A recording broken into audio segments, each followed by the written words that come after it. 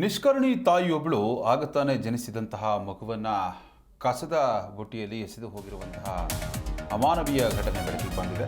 ನೆಲಮಂಗಲದಲ್ಲಿ ಹೆತ್ತಮ್ಮನಿಗೆ ಕರುಳಬಳ್ಳಿ ಬೇಡವಾಗಿ ಕಸ್ತರಾಶಿಗೆ ಗಂಡು ಮಗುವನ್ನು ಎಸೆದು ಎಸ್ಕೇಪ್ ಆಗಿದ್ದಾರೆ ಕ್ರೂರಿಗಳು. ಪೊಲೀಸರ ಸಮಯ ಪ್ರಜ್ಞೆಯಿಂದ ಆ ಶಿಶು ಬದುಕುಳಿದಿದೆ. ಮಾದನಾಯಕನಹಳ್ಳಿ ಪೊಲೀಸ್ ಠಾಣಾ ವ್ಯಾಪ್ತಿಯಲ್ಲಿ ಘಟನೆ ನಡೆದಿರುವಂಥದ್ದು. ಮಗು ಅಳ್ತಾ ಇದ್ದುದನ್ನು ಗಮನಿಸಿ ಸ್ಥಳೀಯರು ಪೊಲೀಸರಿಗೆ ಕರೆ ಮಾಡ್ತಾರೆ. ಇನ್ಸ್ಪೆಕ್ಟರ್ ಮುರಳಿ ನೇತೃತ್ವದಲ್ಲಿ ಸ್ಥಳಕ್ಕೆ ಧಾವಿಸಿದಂತಹ ತಂಡ ಮಗುವನ್ನು ರಕ್ಷಣೆ ಮಾಡಿದೆ. ಮಗುವನ್ನು ರಕ್ಷಣೆ ಮಾಡಿ BGS ಆಸ್ಪತ್ರೆಯಲ್ಲಿ ಚಿಕಿತ್ಸೆಯನ್ನು ಕೂಡ ಕೊಡಿಸಲಾಗ್ತಾ ಇದೆ.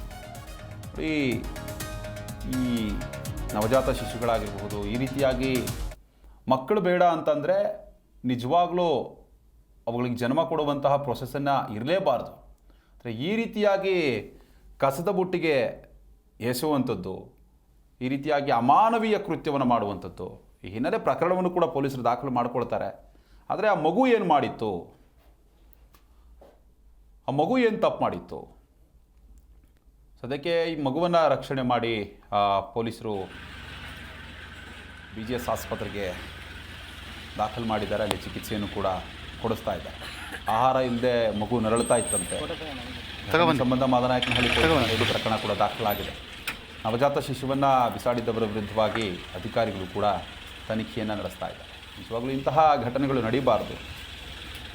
ಈ ರೀತಿ ಕಸದ ಗುಂಡಿಗೆ ಎಸೆಯುವಂಥದ್ದು, ಈ ರೀತಿ ಕೃತ್ಯವನ್ನು ಮಾಡಿದಂತಹ ಸಂದರ್ಭದಲ್ಲಿ ನಿಜವಾಗ್ಲೂ ಎಲ್ಲರಿಗೂ ಕೂಡ ಇದು ಅಮಾನವೀಯ ಕೃತ್ಯ ಅನಿಸುತ್ತೆ. ಸದ್ಯಕ್ಕಂತೂ ಈ ಹಿನ್ನೆಲೆ ಅಧಿಕಾರಿಗಳು ಪ್ರಕರಣವನ್ನು ದಾಖಲು ಮಾಡಿಕೊಂಡಿದ್ದಾರೆ, ತನಿಖೆಯನ್ನು ಮುಂದುವರಿಸಿದ್ದಾರೆ.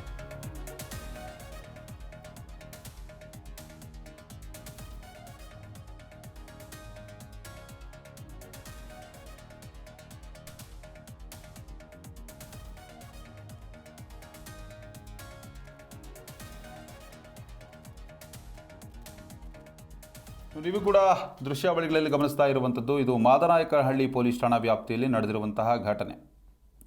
ನಿಷ್ಕರುಣಿ ತಾಯಿ ಆಕೆ ಏನಿದ್ದಾಳೆ, ಈ ರೀತಿ ಮಗುವನ್ನು ಕಸದ ತೊಟ್ಟಿಗೆ ಬಿಸಾಕಿ ಹೋಗಿದ್ದಾಳೆ. ಮಗು ಹಸುವಿನಿಂದ ಅಳ್ತಾ ಇರುತ್ತೆ. ಆ ತಾಯಿ ಕರಳು ಚುರುಕನ್ನಲ್ವಾ ಅನ್ನೋ ಒಂದು ಅನುಮಾನಗಳು ಕೂಡ ವ್ಯಕ್ತವಾಗುತ್ತೆ. ಯಾಕಂತಂದರೆ ಈ ರೀತಿಯಾಗಿ ಮಗು ಬೇಡ ಆಗಿತ್ತು ಅಂತಂದರೆ ಯಾರಿಗಾದರೂ ಮಕ್ಕಳಿಲ್ದವರಿಗೆ ಅದನ್ನು ದತ್ತು ಕೊಟ್ಟಿದ್ರಾಗಿರೋದು. ಆದರೆ ಯಾಕೆ ಈ ರೀತಿಯಾದಂತಹ ಕೃತ್ಯವನ್ನು ಇವರು ಮಾಡಿದ್ರು ಅಂತ ಸದ್ಯಕ್ಕೆ ಪ್ರಕರಣ ದಾಖಲಾಗಿದೆ. ದಾಖಲಾದಂತಹ ಸಂದರ್ಭದಲ್ಲಿ ಅಲ್ಲಿ ಯಾರೆಲ್ಲ ಓಡಾಡಿದ್ರು ಆ ನೆಟ್ವರ್ಕ್ ಆಧಾರದ ಮೇಲೂ ಕೂಡ ಅಧಿಕಾರಿಗಳು ತನಿಖೆ ನಡೆಸ್ತಾರೆ. ತಪ್ಪಿತಸ್ಥರು ಯಾರು ಇರ್ತಾರಲ್ಲ ಅವರಿಗೆ ಕಾನೂನು ರೀತಿಯಲ್ಲಿ ಏನೆಲ್ಲ ಕ್ರಮವನ್ನು ತೆಗೆದುಕೊಳ್ಬೇಕು ಅದೆಲ್ಲವನ್ನು ಕೂಡ ತೆಗೆದುಕೊಳ್ತಾರೆ. ಸದ್ಯಕ್ಕಂತೂ ಮಗುವಿನ ಒಂದು ಸ್ಥಿತಿ ಏನಿದೆ ಅದು ಸ್ವಲ್ಪ ನಿಜವಾಗ್ಲೂ ಕೂಡ ನೆನೆಸ್ಕೊಂಡ್ರೆ ಬೇಜಾರಾಗುತ್ತೆ. ಸದ್ಯಕ್ಕೆ ಮಗುವನ್ನು ಆಸ್ಪತ್ರೆಗೆ ಸೇರಿಸಲಾಗಿದೆ, ಚಿಕಿತ್ಸೆ ಕೂಡ ಮುಂದುವರಿಸಲಾಗಿದೆ.